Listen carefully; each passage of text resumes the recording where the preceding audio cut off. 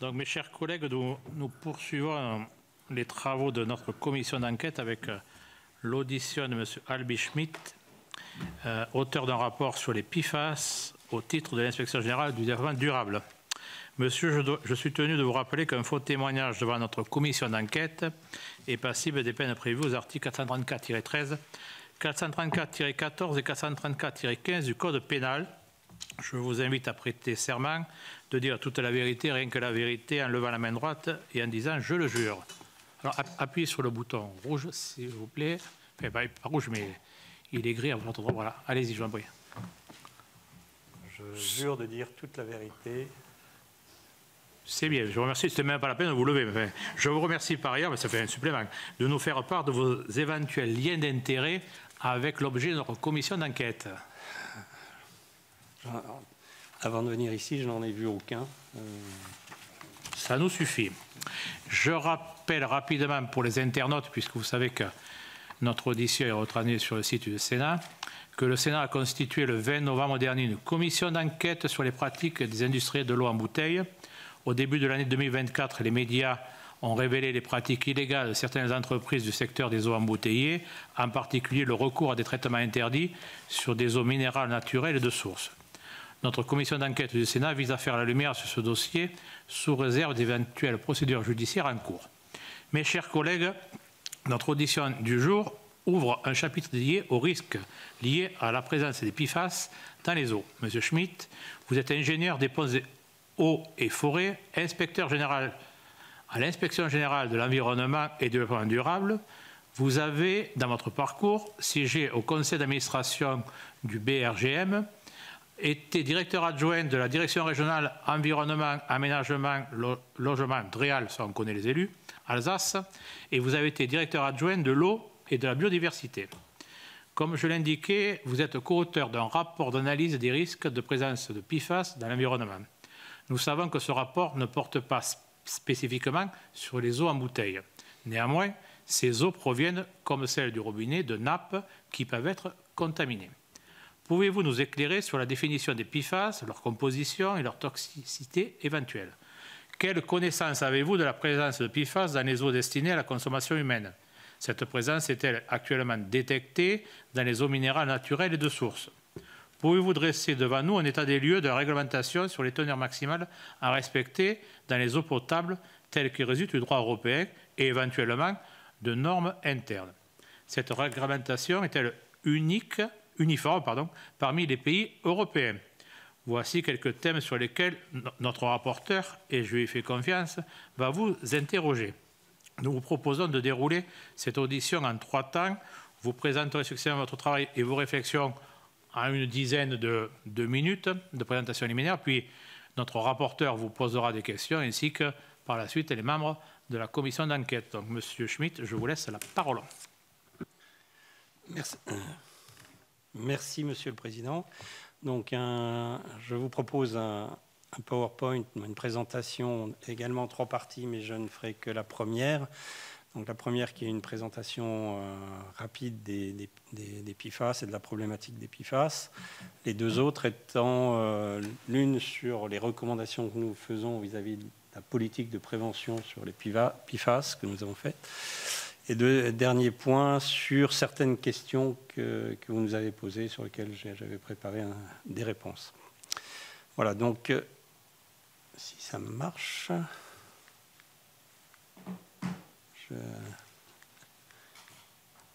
apparemment, si... Ah, voilà. Donc, juste quand même, c'est pas un avertissement, c'est simplement un avant-propos. J'ai effectivement mené une mission qui date déjà de 2022 avec M. Aïf-Fossero sur les PFAS, le risque de présence de PFAS. Une deuxième qui n'était pas vraiment une mission, où j'étais superviseur d'une mission qui accompagnait le député Isaac Sibyl dans sa mission pour le gouvernement, qui date également déjà du 2e semestre 2023 et des dates qui vous semblent proches, mais qui pour les PFAS sont quasiment la préhistoire leur préhistoire, parce que c'est un domaine sur lequel les progrès ont été extrêmement rapides.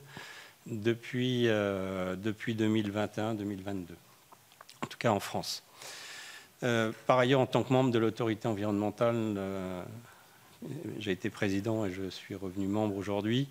J'ai été rédacteur du point de vue des autorités environnementales sur la prise en compte des PFAS dans les études d'impact et les évaluations environnementales. Voilà. C'est un peu plus récent.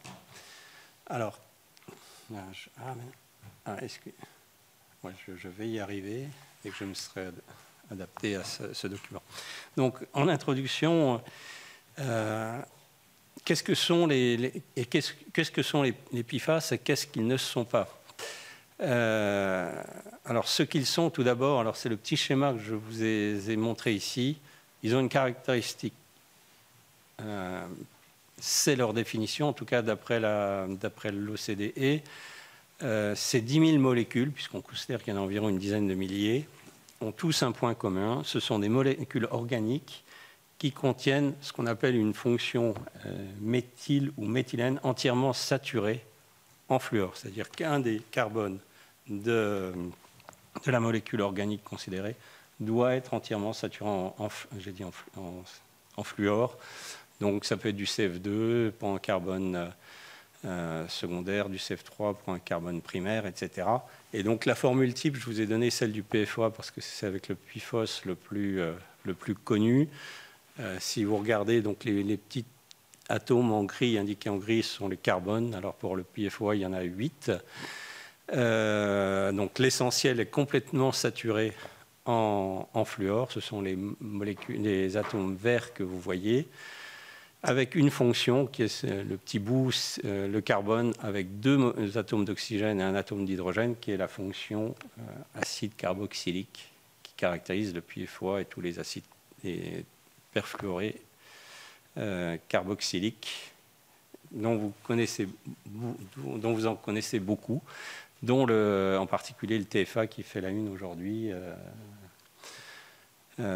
et qui correspond sensiblement à cette molécule, donc très proche du PFOA. La seule chose, c'est qu'il n'y a que 2 carbones. Le premier carbone qui est l'acide carboxylique, le deuxième carbone qui est entièrement saturé en fluor. Alors, pourquoi distingue-t-on ces molécules? C'est qu'en fait, le fait que vous ayez toute une partie qui soit entièrement saturée en fluor aboutit à 2 choses. La première, c'est que le fluor, la liaison carbone-fluor étant très stable, il est quasiment impossible de la rompre. Et donc, toutes ces molécules sont très difficilement biodégradables. Deuxième point, tout ce qui est chaîne organique avec le fluor représente une chaîne qui est hydrophobe, c'est-à-dire, entre guillemets, qui n'aime pas l'eau. Comme l'huile, si vous voulez, comme les graisses. Et une deuxième partie, ici vous avez l'acide carboxylique, sur le PFOS, ça serait de l'acide sulfonique, est une partie acide, ionisée, puisque ce sont des acides forts, et qui donc, eux, sont hydrophiles, c'est-à-dire qui aiment l'eau. Et ces 2 aspects de la molécule leur donnent des propriétés particulières. Première propriété, on peut associer autour de cette molécule des molécules qui sont voisines de l'eau et des molécules qui sont voisines des graisses. C'est utilisé dans beaucoup de leurs usages, comme les poêles anti-adhésion, les mousses, etc. Et deuxième chose, comme vous avez une fonction acide, c'est souvent le cas dans les PFAS, vous avez une solubilité dans l'eau, ce qui les rend parfois très mobiles, qui rend ces acides très mobiles. Alors, si vous aviez... Alors ici, j'ai indiqué le PFOA, le PFOS, qui est aussi la molécule un peu bien connue des PFAS, au lieu d'un acide carboxylique, donc C2OH, là, que vous voyez ici, ça serait une fonction acide sulfonique, qui est un acide, mais cette fois minéral, et qui vient se greffer sur la molécule. Alors ça, on a saturation. Quand on a saturation des carbones en fluor, on parle d'acide, de substances perfluorés. Quand on n'a qu'une partie des carbones qui sont saturés en fluor, on parle de substances polyfluorées ou polyfluoroalkylées. Alors, toutes ces substances sont, pour certaines, bioaccumulables, pas toutes, pour certaines toxiques ou CMR, c'est-à-dire cancérigènes, mutagènes, reprotoxiques, mais leur toxicité ou leur cancérogénité est très diversement et insuffisamment connue aujourd'hui. Vous avez 10 000 molécules, c'est difficile de les connaître toutes. Alors, il y a des grandes familles, c'est ce sur quoi on viendra, qui permettent d'y voir un peu plus clair. Alors, ce qu'ils sont encore, ce sont des molécules qui sont d'origine industrielle. Quand vous avez une pollution au perfluoré, c'est une pollution d'origine anthropique, obligatoirement. Même si, en fait, il n'y en a qu'une 300 environ, un peu moins, entre 250 et 300, qui ont été produites par l'industrie. Mais le problème, c'est que même s'ils ne sont pas biodégradables, ils se décomposent en d'autres per- ou polyfluorés qui créent donc de nouvelles molécules dans l'environnement. Donc, propriétés spécifiques très intéressantes, ce qui fait qu'on les retrouve partout dans tous les usages, privés, industriels et autres. Alors, quelques exemples dans les produits. Les mousses de lutte contre les incendies, alors, sur les aéroports, sur les centres d'essai des pompiers, etc. Les batteries de véhicules électriques, les ustensiles de cuisine, on a beaucoup parlé de Tefal, les vêtements de sport, le phare de ski, semelles de fer à repasser, boîtes à pizza, je peux en citer comme ça des tonnes.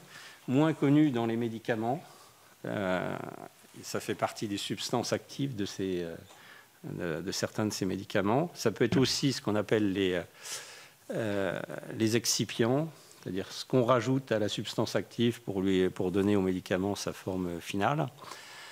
Ou même dans le contenant, c'est-à-dire les petites boîtes digestibles que vous avez dans les pastilles et autres. Voilà.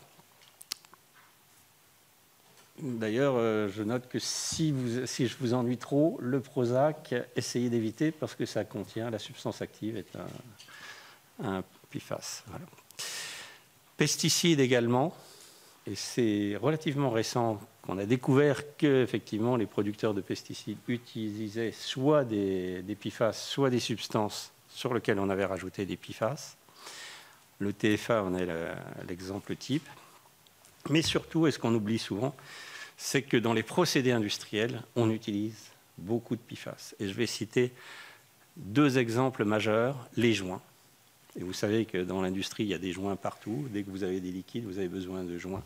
La majorité de ces joints sont faits avec des PFAS. Et l'industrie, il y a aussi toute l'industrie qui traite l'eau. L'industrie, que ce soit de l'eau minérale ou de l'eau potable, de l'eau de distribution. Quel devenir des PFAS qui sont dans ces joints? Deuxième point également, bon, je ne vais pas parler des huiles de coupe parce que ça nous éloigne un petit peu. Certaines membranes de production d'eau potable, je pense en particulier aux membranes d'osmose inverse, qui sont utilisées pour le dessalement d'eau de mer, mais qui sont aussi utilisées pour le traitement des PFAS dans l'eau potable, en particulier en région parisienne, qui contiennent des PFAS. Quel devenir de ces PFAS dans l'eau? Est-ce qu'il y a un risque de transfert? Ces choses sont encore relativement peu ou pas connues aujourd'hui. Alors, ceux qui ne le sont pas très rapidement, alors on parle toujours d'eux des polluants éternels, c'est l'argument choc de tous les médias. Il y a des polluants éternels dans l'environnement, c'est les métaux toxiques, c'est ce genre de choses. Vous pouvez rester dans 1000 ans, ils seront là. Les PFAS sont pour l'essentiel des molécules qui sont très persistantes, parfois plusieurs années, dizaines d'années, mais elles ne sont naturellement pas éternelles, puisque c'est des molécules organiques et elles peuvent être détruites. Le problème, c'est qu'en plus, certaines de les molécules les plus biodégradables se transforment dans des métabolites qui souvent sont des PFAS plus persistants encore et souvent plus toxiques. C'est un peu comme les pesticides. Alors, toujours une chose, c'est qu'on parle de substances inconnues. Elles ne le sont pas de tout le monde. Elles ne l'étaient pas de tout le monde, et depuis au moins 60 ans, puisqu'en fait, on les produit depuis les années 50, 60. Et donc, les industriels qui les produisent, qui les utilisent, qui les vendent savent en général ce que sont ces molécules. Et ce ne sont donc pas des pollutions émergentes, puisque les premiers cas, les premières, entre guillemets, j'aime pas le terme de scandale, mais qui ont été identifiés datent déjà maintenant de quasiment 40 ans et ont commencé aux États-Unis.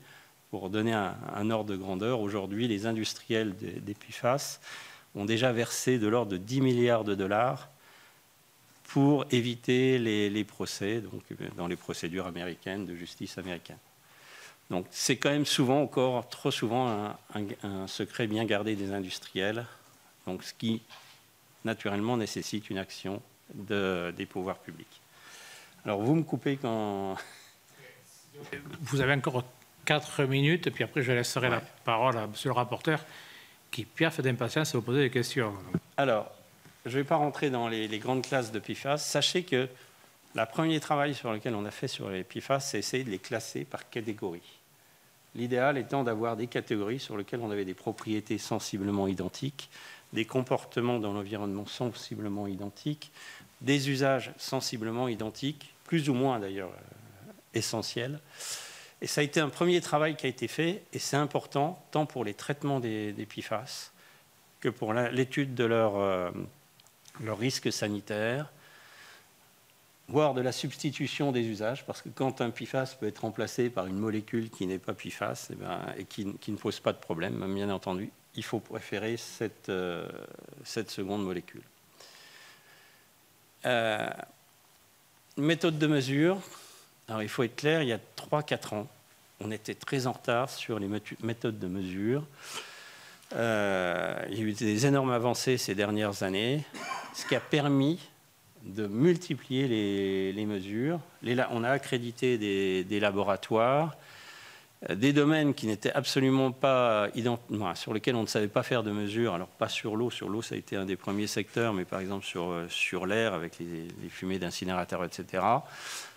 On avance, on a normalisé beaucoup de normes sur les mesures de PFAS dans le sol, dans les eaux, dans les boues, ce qui permet d'avoir des résultats un peu plus fiables que ce qu'on avait il y a encore quelques années. 2 points là-dessus sur ces mesures. Alors on a 2 façons d'aborder les mesures des PFAS. Soit on les analyse les uns après les autres, PFOS, PFOA, etc. La difficulté, c'est que quand il y en a 10 000, vous voyez qu'on n'est pas sorti de l'auberge. Mais toute la réglementation aujourd'hui est essentiellement fondée sur ces mesures individuelles qu'on peut sommer, par exemple les 20 PFAS de la directive sur l'eau destinée à la consommation humaine. Mais il y a d'autres méthodes qui malheureusement aujourd'hui sont toujours pas normalisées, mais le gouvernement y travaille, la FNOR également. C'est les mesures qu'on appelle indiciaires, qui sont des mesures globales qui permettent d'approcher une bonne partie des PFAS. Je ne dirais pas tous les PFAS, mais une bonne partie des PFAS. Alors il y a différentes mesures, ce qu'on appelle la mesure top A, les mesures IOF, IOX, etc. Je ne vais pas les détailler. Ces mesures, elles ont un énorme intérêt. C'est que quand vous voulez savoir s'il y a une pollution par les PFAS, vous commencez. Mon intérêt serait de commencer par ces mesures globales et après, une fois que vous avez identifié qu'il y a des PFAS, d'aller chercher, peut-être par une analyse de risque, analyse des sources, etc., d'où elles pourraient provenir. Mais, comme je vous l'ai dit, aujourd'hui, ce n'est pas normalisé. Alors, les risques sanitaires, donc, premier problème, elles sont persistantes. Donc, elles sont persistantes dans l'environnement, elles sont également persistantes et bioaccumulables chez les personnes. Donc, même si à faible dose, elles ne sont pas forcément toxiques, l'accumulation peut conduire à cette toxicité, avec un phénomène d'accumulation qui est un peu différent de la majorité des métaux, des dioxines, des PCB, etc. Puisque là, ce n'est pas forcément dans les lipides, dans les graisses qu'elles se bioaccumulent, mais également dans les protéines, ce qui est un peu exceptionnel, mais c'est dû à sa formule chimique. Et ça, on connaît beaucoup moins les phénomènes de bioaccumulation dans les protéines. Un exemple, la demi-vie du TFA dans l'environnement est de 30 ans. Demi-vie, ça signifie qu'au bout de 30 ans, si vous aviez 1 kilo au départ, c'est beaucoup, 1 kg de TFA, je ne vous le souhaite pas. Il en restera 500 grammes au bout de 30 ans. Vous voyez qu'avant qu'on n'ait plus de TFA, il se passera quelques temps. Voilà. Donc les voies d'imprégnation sont multiples. Traditionnellement, on dit qu'aujourd'hui, la première source, c'est l'alimentation. La deuxième source, c'est l'eau. Mais peut-être qu'on aura d'autres informations quand on en saura plus sur la contamination de l'air, ce qu'on connaît très mal aujourd'hui. Excusez-moi de vous couper, mais je dois laisser la parole à monsieur le rapporteur, parce qu'il nous reste, parce que la prochaine édition est à 17h30, le temps que voilà. Peut-être à travers ces questions, ça vous permettra de vous répondre. Autrement, il n'y aura pas assez de temps. D'accord, non, mais excusez-moi. Voilà, je vous en prie. Monsieur le rapporteur, le PowerPoint, vous nous laisserez à ce moment-là. On le distribuera à l'ensemble de nos collègues. Voilà. C'est le rapporteur. Oui, merci beaucoup, monsieur le Président. Merci beaucoup de ces premiers éléments de présentation. D'abord, vous dire que moi, je suis particulièrement sensible à ce sujet, que sur ma commune, Villers-Saint-Paul, j'ai une usine qui produit, une plateforme chimique qui produit des PFAS, et donc, évidemment, tous ces sujets m'interpellent et m'intéressent au plus haut point. D'abord, peut-être commencer sur votre évaluation du contrôle de l'eau tel qu'il est pratiqué aujourd'hui, des normes qui y sont appliquées. Est-ce qu'elles vous semblent satisfaisantes du point de vue de l'analyse des PFAS et des risques que vous évaluez? Est-ce qu'il vous semble que notre système de contrôle est aujourd'hui performant? Alors, je vais rester juste sur l'eau, donc, puisque c'est le domaine qui nous intéresse. Alors, il faut être clair, il y a encore quelques années, il n'y avait rien. On a introduit, il y a quelques années, c'était la première étape, une mesure obligatoire sur les PFOS, sur le PFOS, donc un des PFAS, dans les rejets d'eau des installations classées. Donc c'était quelque chose de très limité. Indépendamment de la réglementation, les agences de l'eau ont mis en place un suivi des...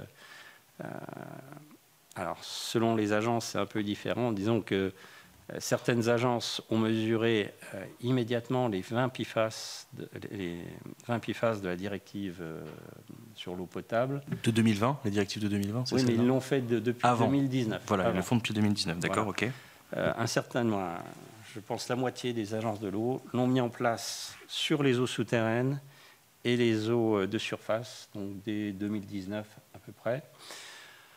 Les autres n'ont mis en place que sur les eaux souterraines et n'ont fait le suivi que sur 4 PFAS pour les eaux de surface. Notre recommandation, c'était d'étendre à l'ensemble des eaux ce suivi des 21 PFAS, voire de leurs précurseurs, c'est-à-dire des molécules qui peuvent donner ces 20 PFAS après biodégradation. Donc ça, c'est un premier point sur l'environnement proprement dit. Sur l'eau potable, à part quelques mesures qui avaient été faites, des campagnes de mesures, en particulier en 2010, par l'ANSES, sur en gros un site par département, on avait peu d'informations sur et pas de normes, sur l'eau potable. Et d'ailleurs, à ce moment-là, donc, il y avait des éléments qui avaient été identifiés dans le département de l'Oise suite à la pollution par cette usine. Entre guillemets, un bond en avant, une révolution copernicienne, c'est la directive directive d'eau destinée à la consommation humaine, donc 2020, qui a introduit l'obligation de mesure des PFAS et de respect de normes sur les PFAS dans l'eau potable. Et pardon, c'est la directive qui spécifie ces 20 PFAS? Oui. Ou est-ce que c'est un choix? Ce qu'on appelle 20 PFAS, ce n'est pas tout à fait 20 PFAS. On parle toujours des 20 PFAS. En fait, c'est 20 PFAS plus des éthers, des PFAS dits éthers perfluorés, qui ne sont malheureusement pas dans l'annexe qui liste, mais qui sont cités dans l'article de la directive. Donc, en fait, on a plus de 20 PFAS. Et pour vous, ce périmètre-là, il est un périmètre de contrôle pertinent, suffisant, Parce que vous disiez au début de l'analyse qu'il y a, c'est une très grande famille, cette histoire de PFAS, avec beaucoup de membres en tout cas. Et est-ce que ces 20 PFAS vous semblent pertinents au regard de ce que nous connaissons aujourd'hui du risque sanitaire lié à ces...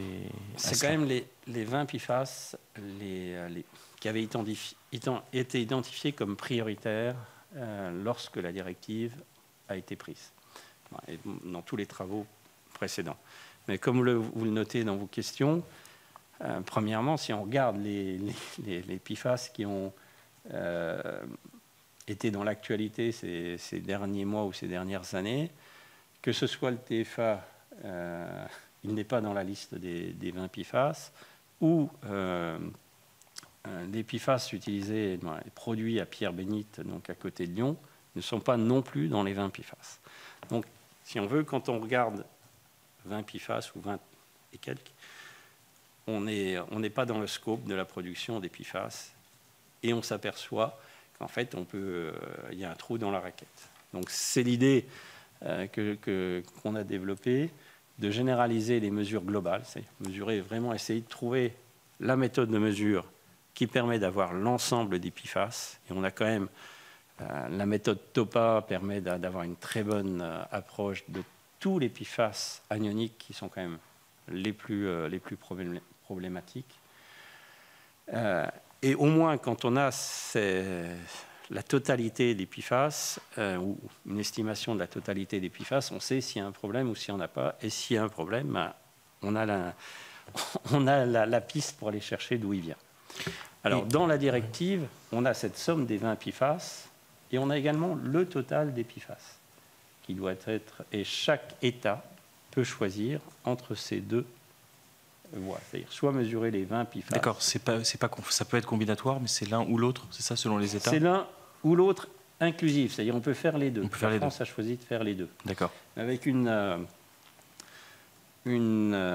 bémol sur le total PFAS, c'est que la directive demande à la Commission de donner des lignes directrices pour ces mesures du total des PFAS.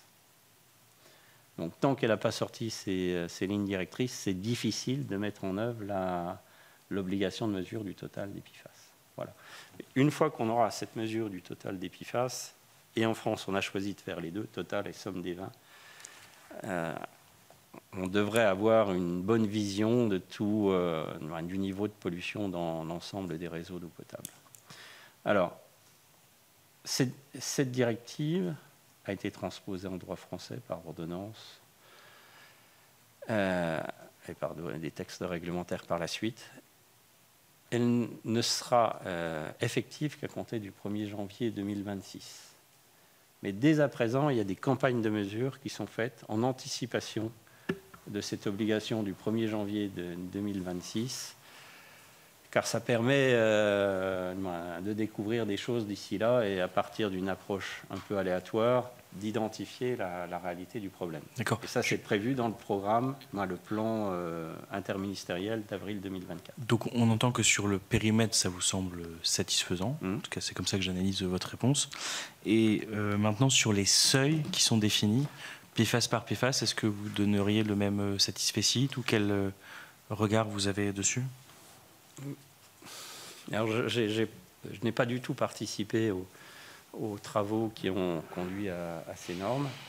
C'est des normes qui sont issues de la directive, qui ont été transposées en droit français sans modification. Donc, je vous rappelle, c'est 100 nanogrammes pour les 20 PFAS, 500 nanogrammes pour le total des 20 PFAS et 500 nanogrammes par litre pour le total des PFAS. Alors, on voit le verre, sans jeu de mots, à moitié vide ou à moitié plein. À moitié plein, c'est qu'avant, on n'avait rien. Donc, quand on n'a rien et qu'en plus, on n'a pas de vision de ce qui va nous tomber, ce qui va arriver, pas une vision claire, choisir un objectif qui est raisonnable, c'est toujours une avancée par rapport à ce qui se faisait avant. D'autant qu'en plus, si vous voulez, il y a une difficulté, c'est que comme on est dans une phase vraiment d'accélération et de progrès, il faut que tous les acteurs puissent suivre. que les laboratoires s'équipent en mesure, imaginez le nombre de réseaux d'eau potable que vous avez en France, le nombre de mesures que ça représente, et en face de ça, la capacité des laboratoires qui, eux, vivaient pendant des années sans avoir à faire de mesures de PFAS. Et c'est des mesures qui sont quand même relativement chères comparées aux mesures classiques des laboratoires sur les germes témoins de contamination fécale, etc. Donc, il y a une montée en puissance de toute l'infrastructure. Et dans un sens, je peux comprendre que ces valeurs aient été retenues à un niveau qui, pour moi, me semble quand même un petit peu élevé. Mais dès lors que maintenant on sait de plus en plus atteindre des seuils de mesure, je ne sais pas si ça vous parle, limite de quantification, limite de quantification, ça dit ce que ça veut dire, c'est-à-dire c'est le seuil à partir duquel un laboratoire peut dire, quantifier une molécule. Donc la limite de quantification maintenant pour les PFAS, elle atteint 2 nanogrammes par litre pour environ une dizaine de PFAS. 2 nanogrammes par litre en relation aux 100 nanogrammes par litre dont je parlais tout à l'heure.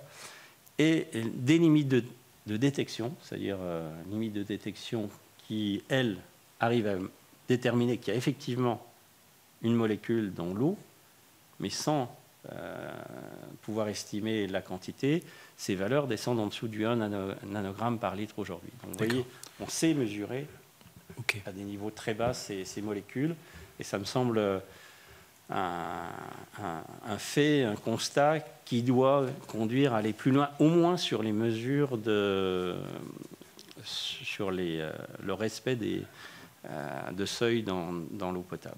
D'accord. Voilà. Et autre point également, parce que ça fait partie d'une de vos questions, il y a une réglementation également sur l'eau brute qui prévoit que l'eau brute destinée à la fabrication d'eau potable ne doit pas dépasser les 2 microgrammes par litre, ce qui fait 2000 nanogrammes. Cette fois, on est quand même dans des valeurs qui sont plus importantes. Est-ce que, peut-être pour centrer aussi sur la question des eaux minérales naturelles qui sont l'objet de cette commission, qui ont donc la spécificité d'être des eaux souterraines, réputées en tout cas plus pures au jaillissement, est-ce que dans ce que vous constatez une différence, mettons, entre la quantité de PFAS qu'on peut retrouver dans les eaux minérales naturelles d'une part et le reste des eaux destinées à la consommation humaine d'autre part? Et deuxième question subsidiaire, parce qu'il y a des exemples, hein, je regardais en Suisse, le 22 janvier 2025, analyse sur 13 bouteilles d'eau minérale vendues en Suisse romane. 10 d'entre elles contenaient du TFA, un micropolluant de la famille des PFAS, si je ne dis pas de bêtises. 3 à la limite du seuil, 7 au-dessus. Donc voilà, on a sur ce type d'analyse, on a ça, mais surtout, voilà, est-ce que vous voyez une différence entre les eaux à destination de consommation humaine et celle-là? Et deuxième point, sur les sources de la pollution, est-ce que la pollution a lieu dans l'usine lors du processus de production, puisque vous nous indiquiez tout à l'heure que les embouteilleurs utilisent un certain nombre de produits, peut-être des membranes, peut-être des microfiltres, que sais-je, qui peuvent contenir du PFAS, ou bien est-ce que pour vous, ça se passe par percolation au niveau du sol? Est-ce que vous pouvez nous éclairer un peu là-dessus, qui est un point important pour nous? Le TFA, c'est essentiellement les pesticides, et c'est très particulier dans les PFAS, parce que c'est à peu près... les pesticides, avec les boues, c'est la seule méthode de diffusion un peu large des PFAS. Pour les autres PFAS, en général, ce sont des sources ponctuelles. C'est-à-dire, il y a une usine dans l'Oise, à Pierre-Bénite ou dans le Gard, qui a émis énormément de PFAS parce qu'elle en produisait ou parce qu'elle en utilisait. Et du coup, elle a créé une source de pollution, et on peut bien l'identifier, on peut même la traiter. Sur les pesticides, c'est un sujet c'est un sujet très très voisin des pesticides, c'est-à-dire de pollution diffuse. C'est-à-dire sur tous les secteurs où on émet ces pesticides, on aura, lorsque les pesticides contiennent du TFA ou d'autres PFAS, une pollution par les PFAS. Alors, Sur les eaux minérales, je pense que le sénateur Grémillet doit bien connaître, en général, le bassin d'alimentation du captage est bien protégé, avec des conventions entre l'exploitant de l'eau minérale et les agriculteurs, avec des situations où soit on va vers la non-utilisation d'intrants ou une utilisation raisonnée d'intrants. Donc, à mon sens, mais je n'ai pas les données pour ça, je vous prie de m'en excuser, à mon sens, l'eau qui arrive à l'usine ne doit pas contenir de PFAS. Sauf si il y a quand même un certain délai entre le moment où on fait une action sur les champs et le moment où on a le résultat. Mais a priori, en tout cas, ces eaux devraient être beaucoup moins polluées à l'entrée de l'usine qu'une eau qui va prendre sa ressource dans un captage qui, même si c'est un captage protégé, permet quand même un certain nombre d'actions qui peuvent créer des pollutions. Donc, si les eaux minérales sont polluées, je dirais, mais je le mets bien au conditionnel, je vous prie de m'excuser, à mon avis, c'est dans le processus qui va de la production, de la récupération de l'eau jusqu'à la mise en bouteille. Il faudrait que j'ai les chiffres en face. Je n'ai pas les chiffres ni à l'entrée ni à la sortie. C'est donc un peu de la spéculation que je fais. À travers les procédés dans l'usine. Je vous ai dit, des joints, il n'y a pas de membrane. Les joints contiennent des PFAS, et quasiment tous les joints dans le domaine industriel. Sur les eaux potables, il faut avoir en tête, sur les eaux destinées à la consommation humaine, mais distribuées au robinet, il faut avoir en tête que la majorité des traitements sont très limités. Sur le système type, c'est forage ou champ captant, un contrôle, une chloration, un traitement pour traiter les bactéries, tout ce qui est pollution microbiologique, et un envoi dans le réseau. Ça, c'est classiquement la production d'eau potable. Alors effectivement, lorsque vous avez de l'eau de surface ou de l'eau qui peut poser problème, comme de l'eau de nappe, mais dans la nappe alluviale à proximité de la rivière, où en fait on tire l'eau de la rivière, à ce moment-là, on peut avoir des processus un peu plus longs avec filtration, floculation, décantation et chloration après. Dans ce cas de figure, déjà, là, on arrive à un système un peu plus complexe où j'imagine qu'il doit y avoir des transferts entre les joints, entre tous les canalisations et l'eau produite à la fin. Se pose la question après d'autres eaux. Alors, dans certains secteurs, alors c'est encore rare en métropole, mais parce que vous avez des AOX dans l'eau, parce que vous avez des pesticides dans l'eau, les AOX, c'est les organochlorés. Vous êtes obligé de traiter l'eau, alors selon les cas, par des colonnes échangeuses, anioniques, cationiques ou autres. Des filtres à charbon actif. Donc vous avez déjà ça dans l'usine, et ces filtres ou ces filtres à charbon actif ou ces colonnes échangeuses, elles vont pas simplement, c'est pas parce qu'on leur a donné des pesticides à éliminer qu'elles vont pas traiter le reste. Et vraisemblablement dans ces usines, le traitement ira également sur une majorité de PFAS. Donc dans ces usines, on risque d'avoir en sortie d'usine moins de PFAS qu'on avait à l'entrée. Ça, c'est clair. D'accord. Juste une... Mais d'ailleurs, oui. C'est intéressant parce que souvent, en tout cas dans les reportages télévision, on a l'impression que le traitement des PFAS sera un surcoût. Alors, c'est effectivement, dans tous les cas, si on doit traiter en plus les PFAS, il y aura un surcoût. Mais si on a déjà traité un certain nombre de choses comme les pesticides, les organochlorés, il se peut que le surcoût soit très très limité. Et inversement, si on traite les PFAS alors qu'on ne traitait pas avant les pesticides ou d'autres micropolluants, on va se retrouver avec une eau qui sera de meilleure qualité que l'eau initiale sur un certain nombre de paramètres autres que les PFAS comme les organochlorés ou les... Okay. ou les pesticides. Question par rapport au rapport que vous avez remis à la ministre de la Transition écologique, Madame Pompili, il me semble à l'époque, qui était seule commanditaire. Ce que vous disiez dans votre rapport, qui avait une dimension sanitaire évidente, c'est que, c'est page 82, le rapport de la mission est destiné principalement au DG, donc aux directions générales du MTE, donc du ministère de la Transition écologique, charge à eux de le transmettre à la DGS, qui est également fortement concernée, et au DG d'autres ministres qu'ils jugeraient pertinent. Est-ce que vous savez s'il a été transmis, et est-ce que vous-même, vous avez été contacté d'une manière ou d'une autre, enfin vous avez formalisé une forme de travail avec la DGS? Voilà, est-ce que vous connaissez les suites qui ont été données à votre rapport? Alors, première étape, c'était un rapport qui était transmis au ministre, mais dans la loi, alors j'espère vous dire, le climat et résilience, était prévu un article qui demandait au gouvernement un rapport sur justement le risque de présence de PFAS dans les eaux et le sol. Et ce rapport devait servir à l'élaboration de ce rapport au Parlement. Ce rapport a été transmis au Parlement, c'est le premier point. Et deuxième point, il avait déjà servi dans un premier rapport qui était purement ministériel, un premier plan qui était purement ministériel, donc de janvier 2023.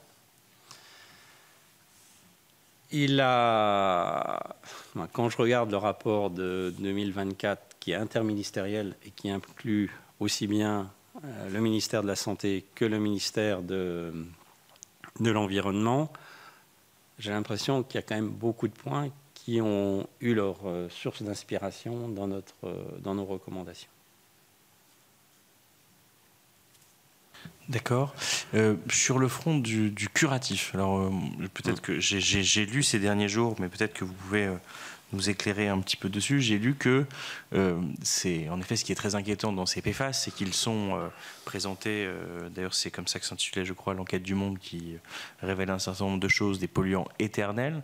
Il semblerait qu'il y ait des bactéries qui soient capables de s'attaquer, ou une bactérie qui soit capable de s'attaquer aux PFAS pour accélérer leur résorption dans l'environnement. Est-ce que vous êtes au courant de cela et est-ce que vous partagez cette possibilité comme une source d'espoir pour le traitement curatif, puisque évidemment le problème maintenant des PFAS, c'est leur stock dans les sols et dans les différents écosystèmes? Il se fait que dans un passé, en particulier quand j'ai fait ma thèse, j'ai eu à travailler sur ce genre de sujet. Je n'avais pas l'information comme quoi des PFAS pouvaient être dégradés au moins au laboratoire par des bactéries. Et il se fait que dans le traitement de polluants très durs, c'était dans un des sujets de ma thèse, traitement de polluants très durs, alors à l'époque c'était surtout des organochlorés, certains organochlorés sont effectivement des molécules très persistantes. On s'apercevait qu'en laboratoire, on pouvait arriver à dégrader ces molécules dès lors qu'on les faisait travailler sur ce qu'on appelle de la biomasse fixée. C'est-à-dire que des bactéries se fixaient sur des supports, ça peut être du sable, ça peut être des supports plastiques ou autres. Et le biofilm qui se développait, progressivement, dès lors que tous les autres polluants avaient été traités, en gros, les mutations se faisant, progressivement arrivaient à digérer, y compris des molécules organiques très, très dures, donc des organochlorés qui sont réputés aussi très persistants. Donc d'un côté, ça ne m'étonne pas. D'un autre côté, sur les organochlorés, je n'ai pas vu de développement depuis, alors que c'est a priori plus facile que sur des organoperfluorés. Donc je ne me prononcerai pas là-dessus. Clairement, il doit y avoir des bactéries qui parviennent. Après, est-ce que ça a une capacité, est-ce qu'on aura la capacité de le développer?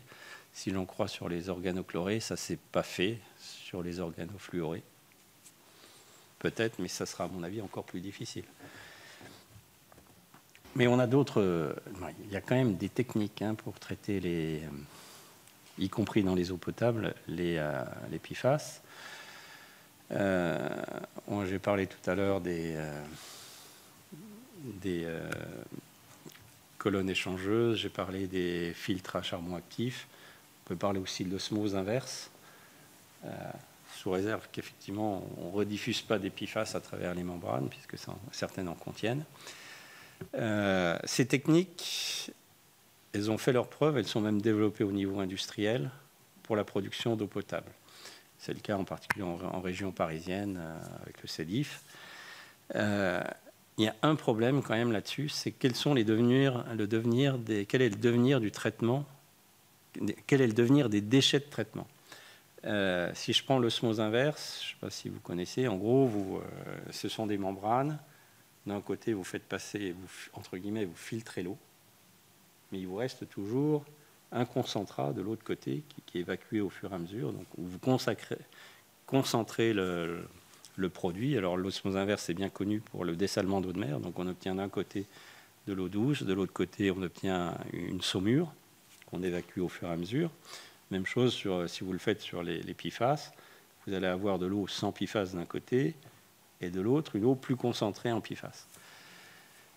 Aujourd'hui, quand on utilise l'osmose inverse pour le traitement de l'eau potable, le concentrat, donc avec tous les PFAS qui étaient à l'origine, sont rejetés. Le concentrat est rejeté dans la rivière juste à côté. Donc on n'a pas supprimé les PFAS, on a juste transféré de l'eau destinée à l'eau potable vers la rivière. Ce qui me pose problème quand même. Non. Et ça, c'est difficile à imaginer d'autres voies parce qu'on est sur des volumes qui sont très importants. Donc, si on faisait la même chose sur les filtres à charbon actif, que faire en général, on régénère les filtres à charbon actif, c'est-à-dire avec, entre guillemets, un système inverse, on récupère les PFAS qui sont fixés sur les charbons actifs. Mais là aussi, on va obtenir c'est pas une saumure cette fois, c'est un liquide concentré en PFAS. Ça ne sera pas une saumure, mais ça sera un liquide concentré en PFAS. Que fera-t-on de cette concentration de ces PFAS en excès? Ça se brûle quand même, non? Alors, il y a pas des... Dans ce cas de figure, je comprends, c'est qu'il y a des incinérateurs. Ça sera de la brûler. Voilà. Dans le premier cas, je vous avais dit, il y avait une difficulté, c'était le volume d'eau. Qu'est-ce qu'on va faire de ce volume d'eau? On ne veut pas l'incinérer, etc. Là, on peut le brûler. Question, c'est que deviennent ces PFAS à l'incinération? Alors, du temps de notre rapport, les études américaines montraient qu'il fallait au moins aller à 1350 degrés. De ma connaissance, ce sont de ce que je connais de mon site industriel, ce sont en effet des fours particuliers. On met pas entre guillemets 1350 degrés. Un four, n'importe quel incinérateur. Un incinérateur d'ordures ménagères, c'est 850 degrés. Un incinérateur de déchets industriels dangereux contenant des organochlorés, c'est 1100 degrés. Là, on a 1350 degrés, donc il y a très peu d'incinérateurs qui peuvent les brûler. Ça se fait. On avait l'exemple de l'usine Daikin à Pierre-Bénite qui le fait, qui a des systèmes d'osmose inverse et des systèmes de charbon actif sur leurs eaux usées. Et ils vont après soit incinérer, soit le concentrat, soit les charbons. Mais ça effectivement un coût également. Alors l'idée quand même, c'est que plus on traitera à la source les PFAS, et c'est souvent assez facile malgré le retard qu'ont pris certains industriels, c'est facile si on isole bien dans les usines l'atelier qui produit ces PFAS, on sait les récupérer, on a des volumes d'eau beaucoup plus faibles. À ce moment-là, on sait traiter le concentrat, on sait traiter les lits bactériens pour un coût, somme toute, limité. Si on le fait sur l'eau potable, donc d'accord. Donc pour limiter les coûts, de fonctionnement qui seront assez importants. Pour limiter les coûts, c'est la question amont et donc dans l'usine que les choses peuvent se faire le plus en amont possible. De toute façon, c'est un principe en environnement industriel. Vous n'avez pas dit tout à l'heure, mais j'ai été directeur de DRIR à Strasbourg et à Limoges. Et c'est un principe de base dans l'industrie. Plus vous traitez à l'amont, moins ça vous coûte et moins vous avez de problèmes. D'accord. Voilà. Peut-être finir sur une question un peu plus droit comparé, ou en tout cas pas de droit, mais d'analyse comparée entre la France et le reste des pays de l'Union européenne. Est-ce que vous savez nous positionner sur la question des PFAS? Nous-mêmes, d'ailleurs, nous avons débattu d'une loi qui limitait l'usage des PFAS dans certains types de processus industriels. Est-ce que vous savez positionner la France par rapport aux autres pays européens sur ce sujet? Alors, si on parle purement de l'Union européenne ou de l'espace économique européen, oui, déjà, oui, peut-être. Sur l'eau, on est quasiment au même niveau, puisqu'on a tous la même directive avec les mêmes obligations. Alors, il est possible que certains pays, puisqu'une directive, c'est un minimum requis, que certains pays aient été plus loin. En l'occurrence, il se fait que j'ai assuré la présidence de la Commission internationale de la Meuse. J'ai eu l'occasion de regarder sur les différents pays membres, États membres.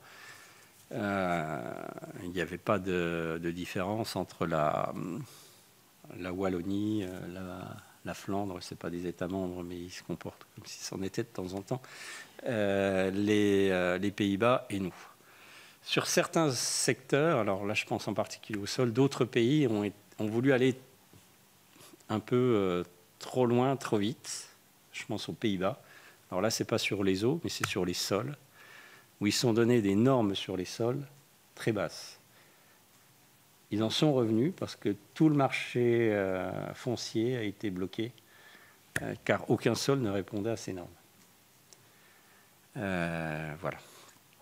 Donc non, je pense que sur l'eau,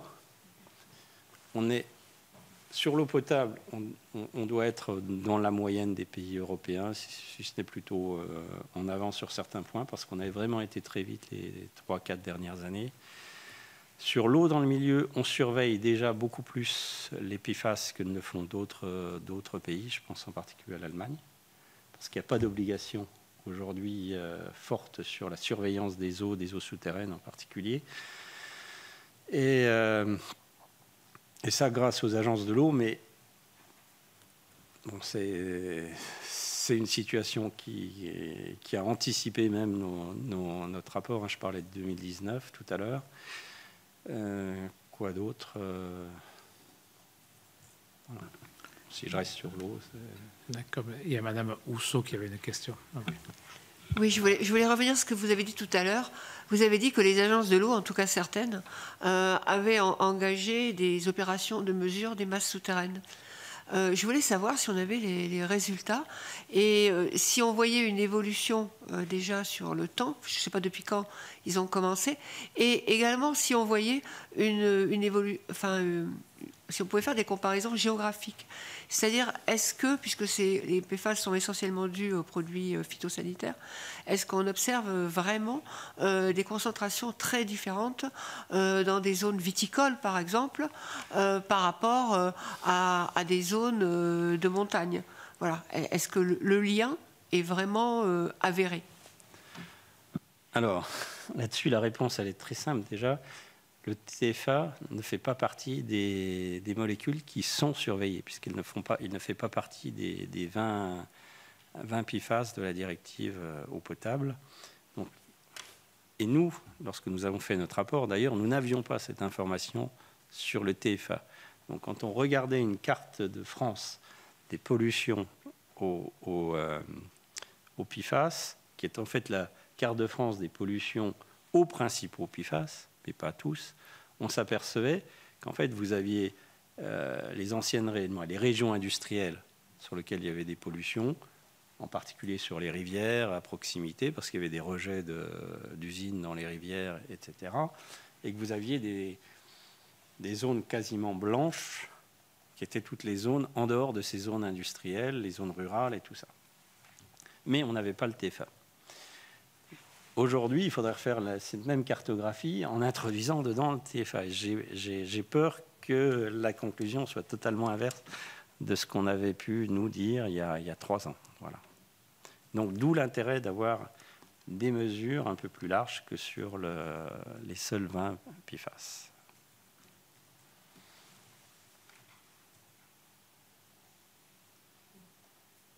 Est-ce qu'il y a encore une question, là, monsieur le rapporteur?